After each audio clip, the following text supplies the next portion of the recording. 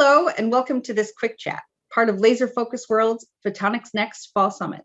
I'm Justine Murphy, Senior Editor at Laser Focus World.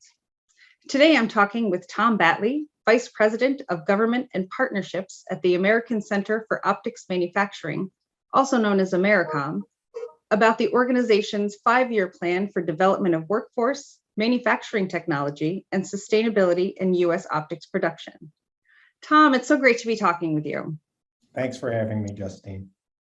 Okay, so how about you tell us a little bit about AmeriCOM, what the organization does, how it came about? Well, AmeriCOM has a mission. It has some historical precedent, which maybe we can get into a little bit, but basically we have been designated by the Department of Defense as a defense precision optics consortium.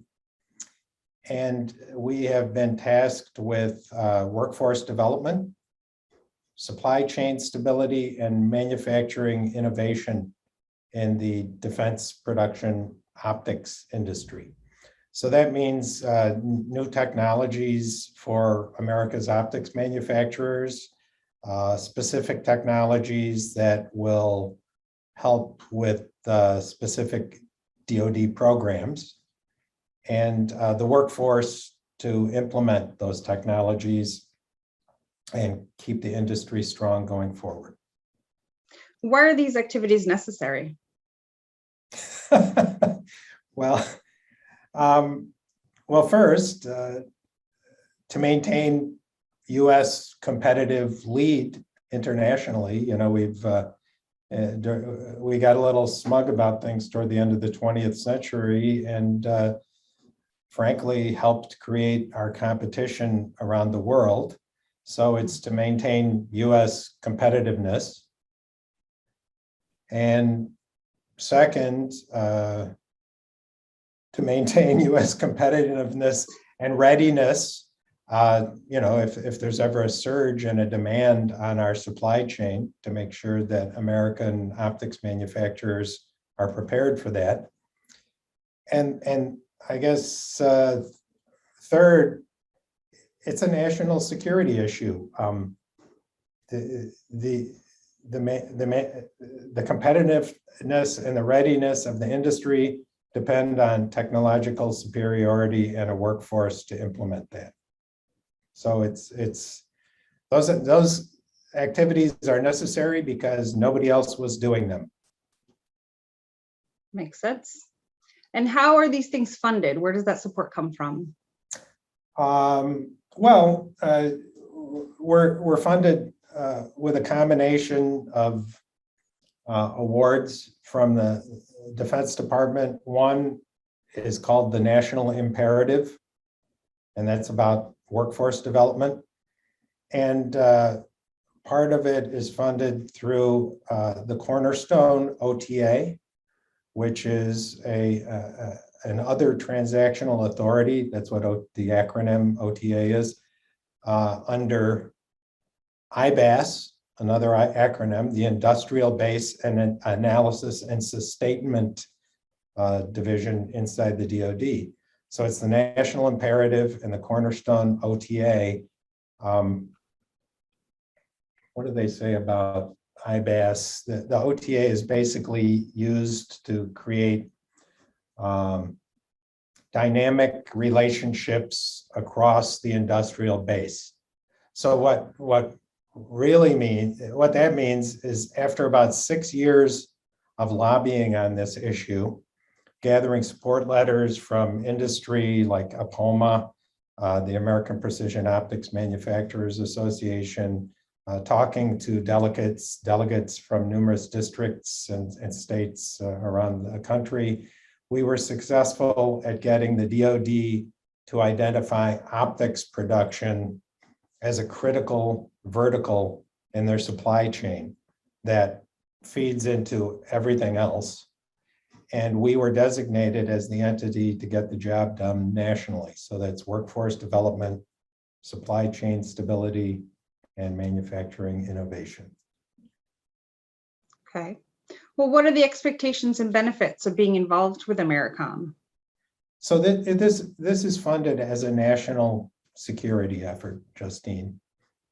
So I would say that the expectations are that America's optics manufacturers, who are mostly SMEs, small, medium-sized enterprises, but also the DoD primes, will respond positively and be supportive of this three-pronged approach, which is incidentally based upon successful models that already accomplished things in the recent past. So I'm happy to report that we're getting good response from the optics manufacturers, the employers, big and small. And there will be roles for both technology development and workforce development from those companies and levels of participation. But right now, the technology development part is a little closely held. We just started in May, and we only had our first technical advisory board meeting with the Navy, the Army, and Air Force Research Labs last week. But if your audience, if people are watching this and you're an optics manufacturer, you could show us that you're committed by starting an apprenticeship program. We have a fantastic person to help you cut through the red tape and get started with an apprenticeship. And don't tell me you don't have the time to do an apprenticeship. This is mission critical. I mean, this was urgent 5 years ago. So start an apprenticeship. We can help you do that. Join the advisory board at your regional community college OPI program and hire their graduates, offer paid internships. We need to start doing this right now. As I said, it was urgent 5 years ago. So what was your other question? Benefits. So what are the benefits? The benefits are a sustainable, resilient, competitive optics supply chain for our nation's future. And it's just not going to happen without new manufacturing technologies and the workforce to implement them. Okay. Does that make sense? So much. Yes, that definitely makes sense. I think that's great. I mean, it sounds like things are only going to grow from here. So right. This is great. Well, thank you so much, Tom. Are there any closing remarks that you would like to make? Anything that you'd like to add? There's a couple of things. I remember my colleague, Bob Bro, from the Arizona Optics Cluster, speaking in several venues, including at Photonics West back around 2000, predicting this workforce shortage. So I even took his ideas and presented them at the Quebec, New York Summit in 2003. And some communities made some half-hearted efforts, but they all seem to be missing some key element.